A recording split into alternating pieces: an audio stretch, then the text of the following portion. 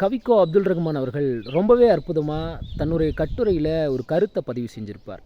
என்ன அப்படின்னா, நம்ம உடலில் மிக முக்கியமாக பாதுகாக்க வேண்டிய ஒரு உறுப்பு, சரியாகவும் நேர்த்தியாகவும் பயன்படுத்த வேண்டிய ஒரு உறுப்பு இருக்குது அப்படின்னா, அந்த உறுப்பு என்ன அப்படின்னு ஒரு கேள்வியை முதல்ல எழுப்பியிருப்பார். என்ன அப்படின்னு நம்ம சிந்திச்சிட்ருப்போம். கண்ணாக இருக்குமோ, மூக்காக இருக்குமோ, கை, கால் அப்படின்னு வெவ்வேறு பகுதிகளை, உறுப்புகளை நம்ம நினச்சிட்ருப்போம். அதையெல்லாம் தாண்டி மிக முக்கியமான ஒரு உறுப்பு இருக்குது. அந்த உறுப்பு என்ன உறுப்பு அப்படின்னா நாக்கு. அதை நம்ம சரியாக பயன்படுத்தணும். நாம் சரியாக பயன்படுத்தினால் நல்லவர்கள், தவறான வார்த்தைகளை பேசி பயன்படுத்தினால் நாம் கெட்டவர்கள்.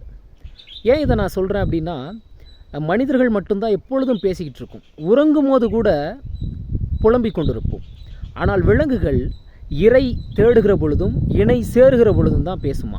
இதுதான் அறிவியல் பூர்வமாக நிரூபிக்கப்பட்ட ஒரு உண்மை.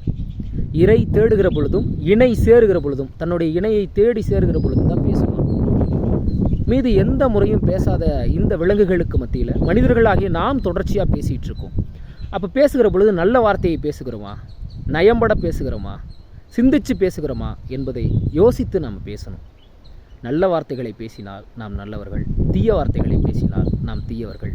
பிறரை கேலிக்கும் கிண்டலுக்கும் உட்படுத்தி நகைச்சுவைப்படுத்தி பிறர் மனதை புண்படுத்தினால் நாம் தீயவர்கள். சில நேரங்களில் அடி வாங்குவதற்கும் நாக்கு தான் காரணமாக இருக்கிறது. சிந்தித்து பேசுவோம்.